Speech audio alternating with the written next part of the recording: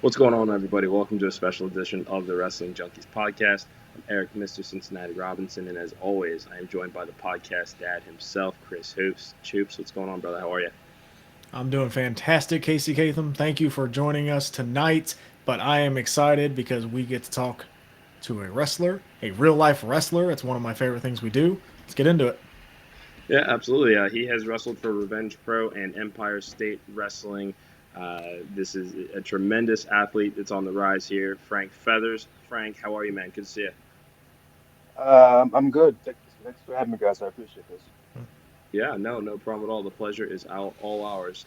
Let's just get right on into it.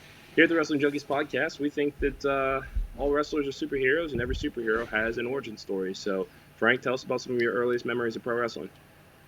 All right. Well, I've been a fan since I was about five.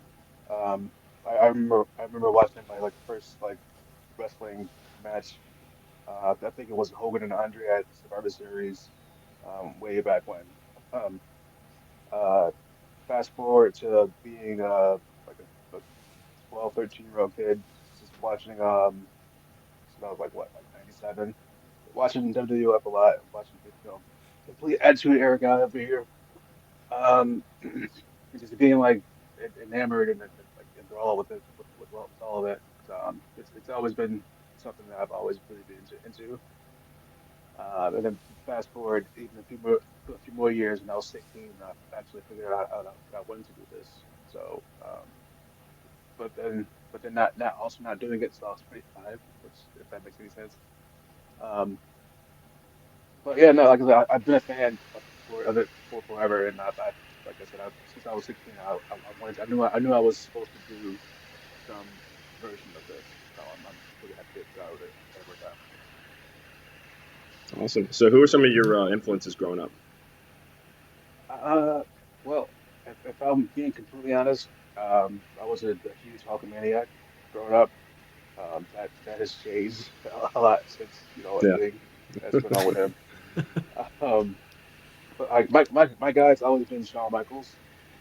Even as far back when he was with the Rockers, because there was always something about Sean that was like, yeah, watch him because this is how you should do this. This is how it's supposed to be done. Yeah. I don't know why. I really don't know why, but my cousin and I we used to wrestle a lot growing up, and we were always the Rockers, and I was always aiming for I'm Shawn Michaels just because I just don't know, but it was the thing that just stuck out. He stuck out more to me for me than anybody else. So. Um, But then there's been a few other guys like Perfect, Macho, a few of the Bret Hart, a few other their guys like the workhorse guys that have really helped shape me as a complete fan of the product.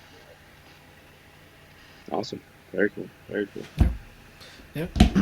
All right, so I have to ask his Royal Freshness. How'd you Yeah, come up with that? I stole it from the Fresh Prince of Bel-Air. So in the very first season of Fresh Prince, when Will is being introduced, he's talking to Jeffrey, and Jeffrey's like, how would you want me to announce you, or how would you want me to address you? And Will was like, his Royal Freshness, and that for whatever reason that stuck out too, because I always thought it was kind of a dope name, but I didn't use it for a while either because I didn't know if anyone would get it. Um, and I still don't know if people will actually get what it is because I'm I don't really know what it means to be honest. But I just thought it sounded sweet, so I just stuck it. I do love the Fresh Prince of Bel Air, Yeah. so Yeah, I'm not mad at it. Not mad at all. Yeah. yeah. No, it's absolutely an iconic TV show, and in addition to your love for professional wrestling, I see that you are a huge Bills fan, and Oh yeah. I came across a tweet from last October of yours. Sorry for being directly in your way when you're trying to pull into the stadium last night, Stephon Diggs. What's the story behind this? So my wife and I were going we were going to the game. It was the Tampa Bay game this past year. So we were going and we were driving right on the same road, I guess, when all the players are pulling in and driving. So we're driving and we're trying to get because traffic is always crazy down here on the West. So we're driving and we're trying to get around Um, a bunch of people, like a bunch of like cops and like guards and whatever. And like I pull around and I'm like, and that's all of a sudden I see somebody who's like pulled right in front of me. And like in my head, I'm like, and I think I said it a lot. Like I was like, who's this fucking? Okay, I swear, sorry. Yeah, you're good. You're good, man. Yeah, You're yeah, good. Now I was just making sure. I was like, who the fuck is this guy? Who the fuck is this person just pulling around? And you see me coming. Like, why would you try to? So as I'm talking shit, he's pulling up. He's making a right to the parking lot, and I see his name. I said, oh yeah, yeah. I thought, okay, you need to be there. Okay, by all means, sir. Please go on. Yes. So I tweeted that out trying to get his attention, but he didn't. I don't think he paid attention to it. So yeah, It's all right. It's worth a try for sure. yeah, I know. Yeah, Eric does it all the time when he's tweeting the Bengals, so it's fine. Um, how did you become involved with Empire State Wrestling? Uh, so I used to work before my days, before my days as a restaurant opposite. I used to work at the Boulevard Mall when that was still a thing at Aero Pastel. Mhm. I don't know if you guys know what Aero is, but it's a clothing Oh yeah, store. yeah. Eric does. I do. Yeah. Eric still wears it.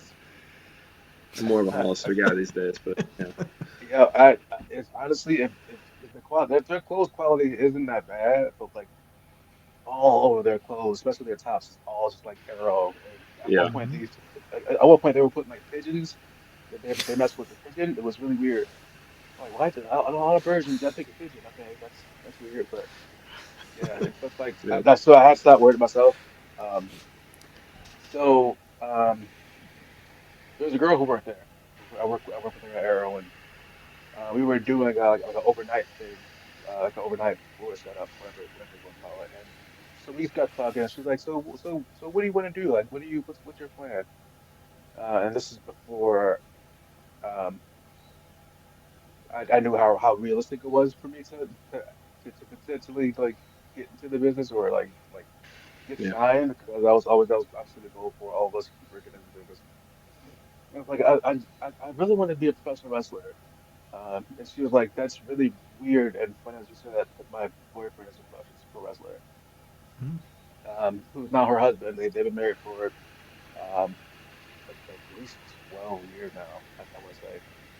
Um, so yeah, but so like so she left the store for a while, but then she came back and so when me she happened to have us link up at one point and then I started going to shows and like the rest is as they say is history. Nice. Love that. Love that. Yeah, That is. I mean, and it's always funny how it's kind of those most random serendipitous moments of when you find yourself yeah, talking about yeah. pro wrestling. It's never anything that like kind of organically comes up in a conversation. It's just well, here it is, which is awesome. Right, Um, like I said, it's weird because I hadn't talked to anybody who like worked. I hadn't worked in that long. I hadn't talked to anybody about yeah, wrestling as far as I can remember. But like all of a sudden, it's just like I said, it's just weird how you're put in certain situations, and for sure. it's just yeah. Yeah. Yeah. So, as a wrestler, how do you handle the pressure of performing in front of a live audience? It's very cathartic for me, to be completely honest. I deal with a lot of like stress and anxiety, as we all have been for the past Hmm. 4 years now. What shit.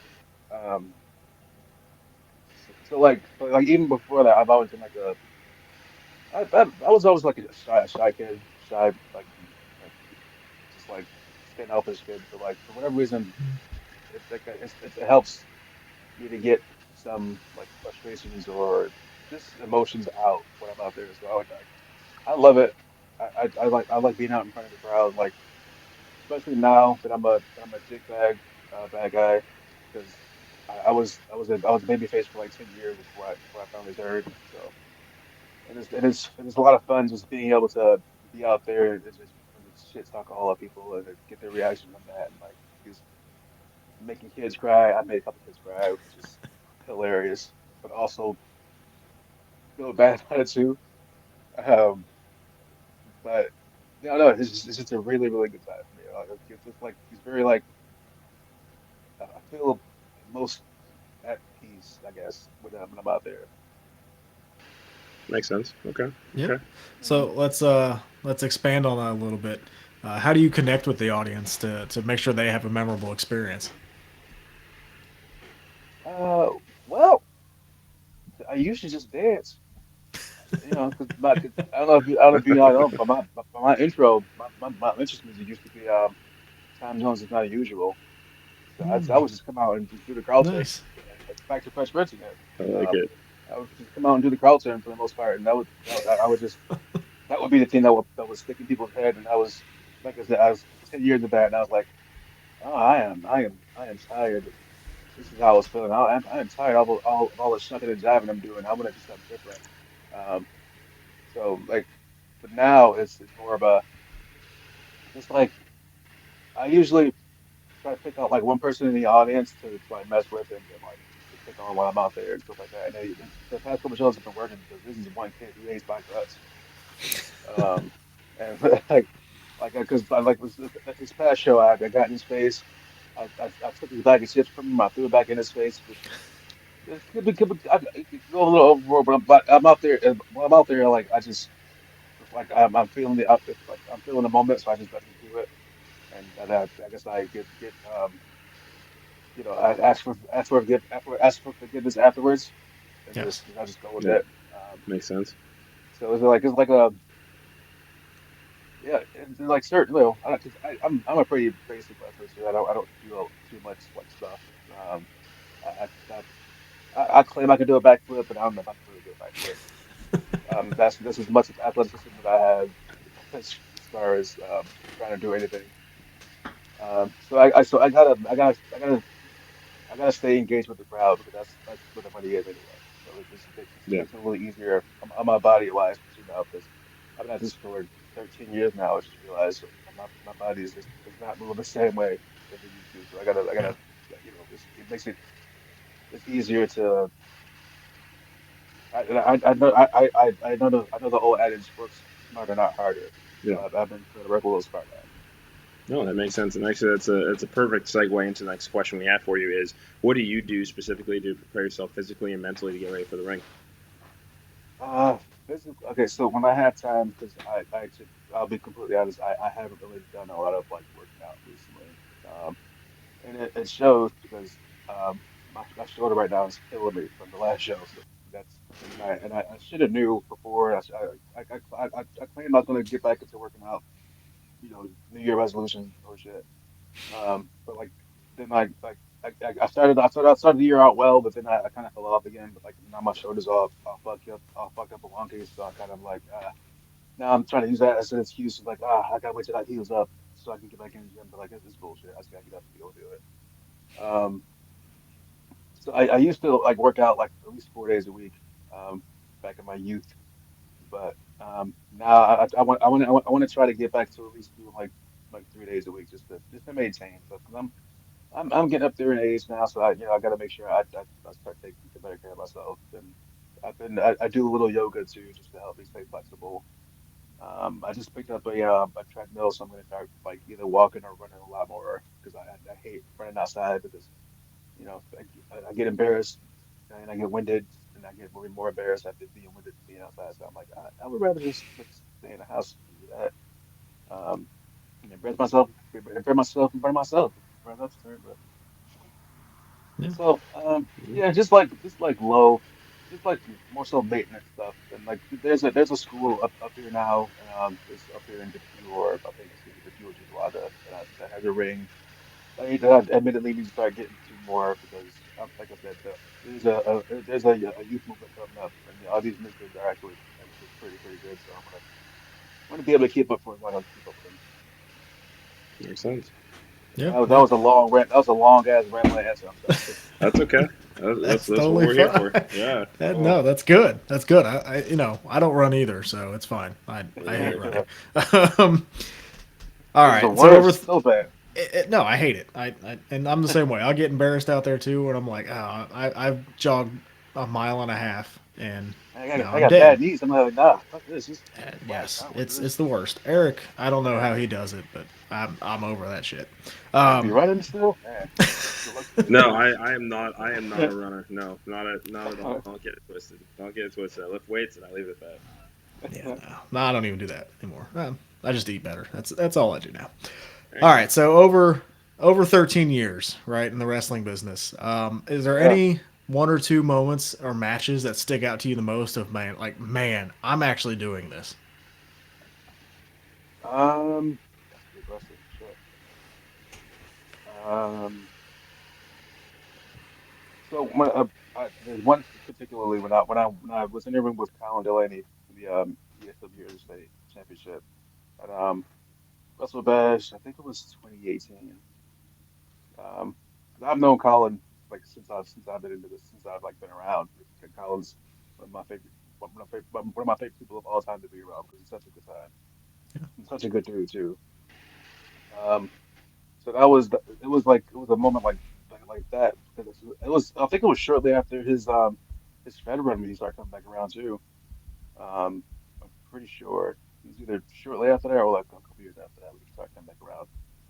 And I was like, holy shit, that's fucking Colin Delaney from ECW. Like he's fucking I didn't know I don't know how I didn't know, but I didn't know he was a Rochester guy for a bit until he started coming back around. I was like, oh, he's hella close to where we are too. And he's around, he's working around same areas too. So I'm like, yeah, it's like pretty slow, pretty dope. So like working with him was like a really it was eye opening because Colin I don't know if people realize this, but Colin can fucking go. Colin's like he's one of the best in the area. And like I hope he knows it, and I think that he knows it too. Like I just want to put it out there that like Kyle Delaney is the man. Yeah. Um, more so than people give him credit for because he's really good. Um, so being in the ring with him for that moment and like being the one that the company that that ESW decided to go with for that spot was pretty fucking sweet. Um, same thing with Ethan Page too. Um, which I he's another guy. He's another guy who's like really good. Um, and I knew he was good when we had our program together too. Um, so like being out there with him and like learning from him and just like you know working that style because he works a different style than I would say that I work. Um, but I also think I'm pretty adaptable too because I think I could work with anybody and adapt to their style and vice versa. So at least I hope I am anyway. I don't want to like toot my own horn and shit like that because No, I hate that's talking what about you're here to myself. do. That's Yeah, what you're this here to is do on this show is toot your yeah. own I horn. hate doing that. I hate putting myself over because I like a lot of times I'm like, fuck, am I any good at this? Or like, am I like so like it's kind of like I don't know. My confidence has been like up and down a lot with this dude because I'm like, am I any good? Like, how much am I going to do it? Like, can I hang out? Can I hang with these guys that I'm getting put in matches with? I gotta keep reminding myself that I've like time and time again that I have I've been there with like a lot of like really good talented guys and I've held my own. Um, I've never maybe very early on in my career I came back to the back and people like that was awful. But like I don't think um I rarely have a let's see this is like I don't want to it's hard for me to say this but I feel like I just wrap this up. Like I feel like I really have um bad matches. Um, not to say that all my matches are fucking bangers either, because I'm not Yeah. bangers either. So, it's like I just gotta keep reminding myself that I am, I guess, at least decent at this. Because 'cause like I said, I don't want to say that I'm the fucking man. But like sometimes I get in my mode. I'm like, yeah, I am the fucking man. Like who's gonna tell me that I'm not? But then I like I come back down to earth sometimes. I'm like, ah, just calm your shit. You're not that. So it's hard. It's hard for me to be like. It's hard. It's hard for me to have an ego with this because like there's so many Yeah. fucking guys who are so much better at this than I am. It's ridiculous. Yeah, no, that makes complete sense. Now let's take it behind the scenes a little bit. Are there any funny or interesting backstage stories from Empire State Wrestling that you can share with us? Um, hmm.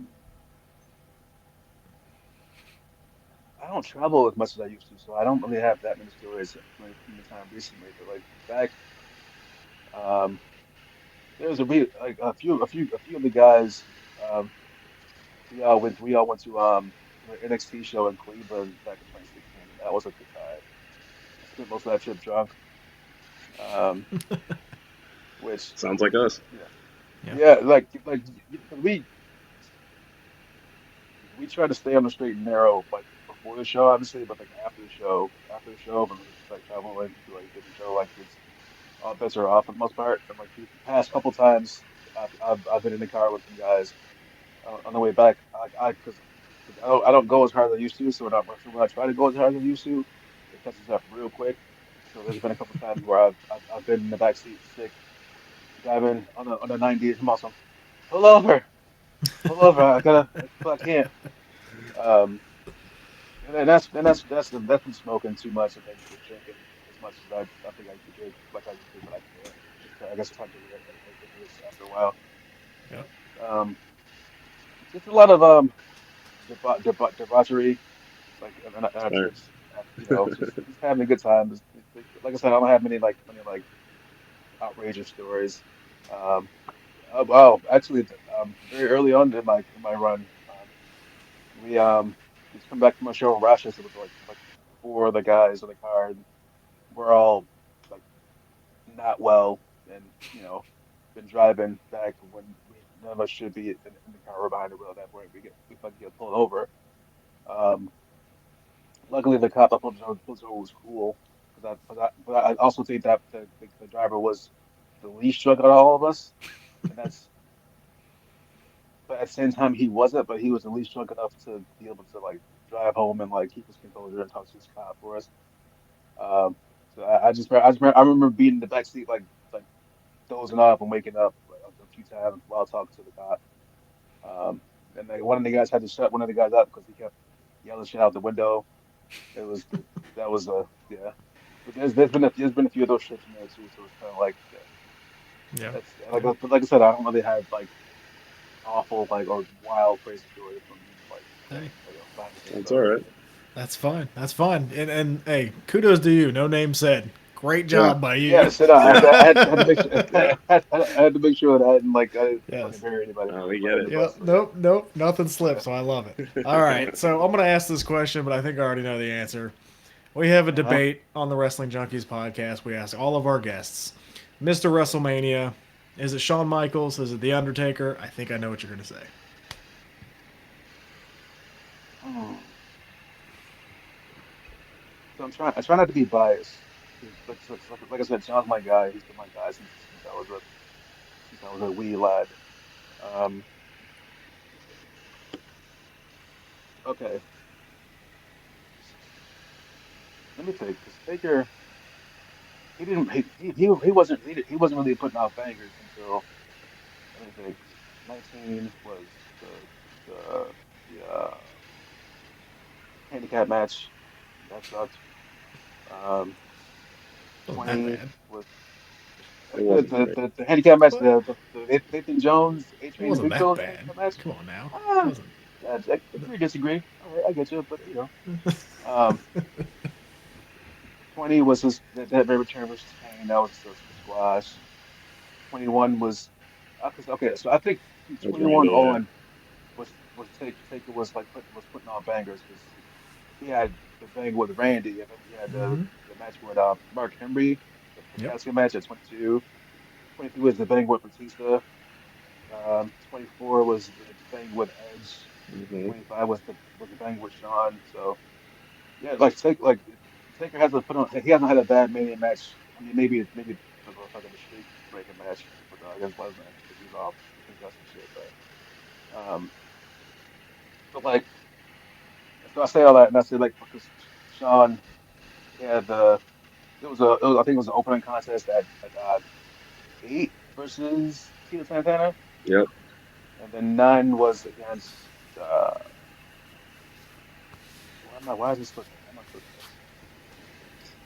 It was Rick Tatanka. Martel. No, I think it was Tatanka. Tatanka. Yeah. Yeah. Oh yeah, And yeah, yeah, yeah, yeah. yeah, Rick Martel was SummerSlam '93 That's at right. Wembley.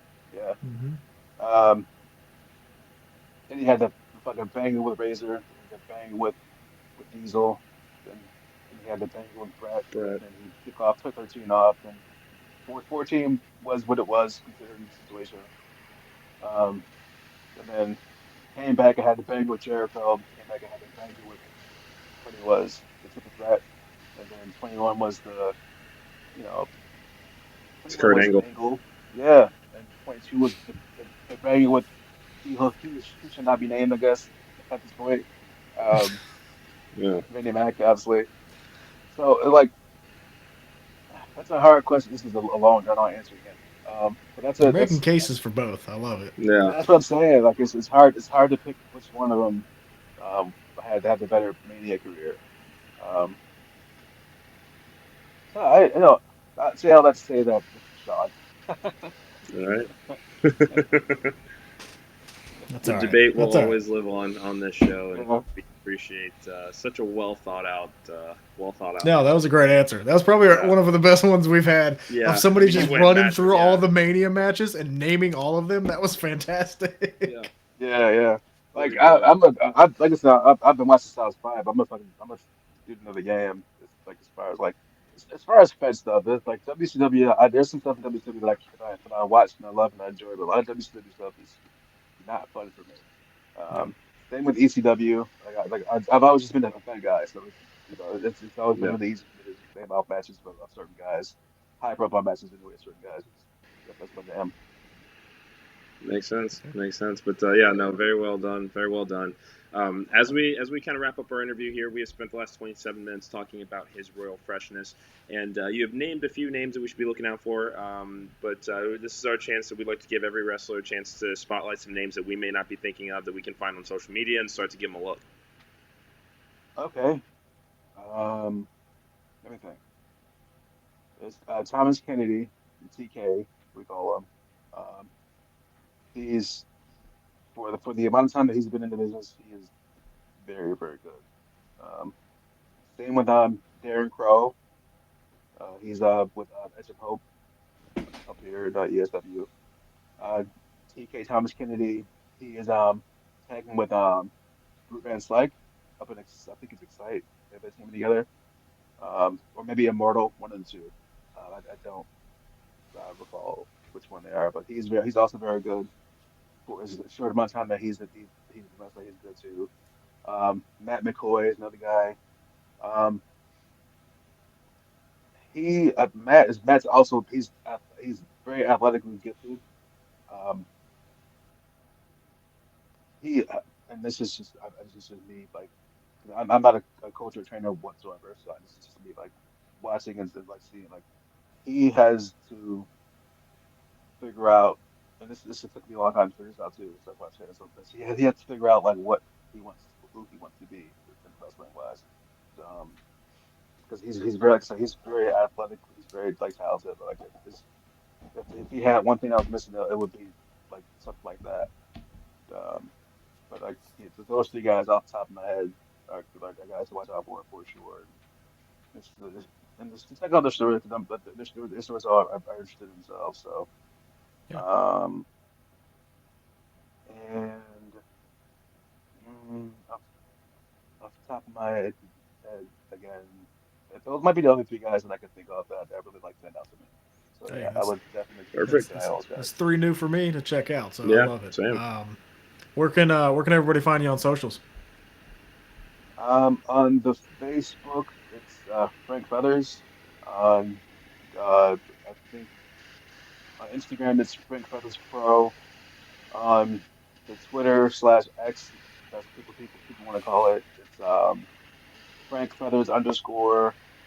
Um, I'm on TikTok, but I don't really TikTok that much. I just put up pictures of myself with music in the background because that's as far as I can get with TikTok. Because you're not gonna catch me on TikTok dancing in the second exam.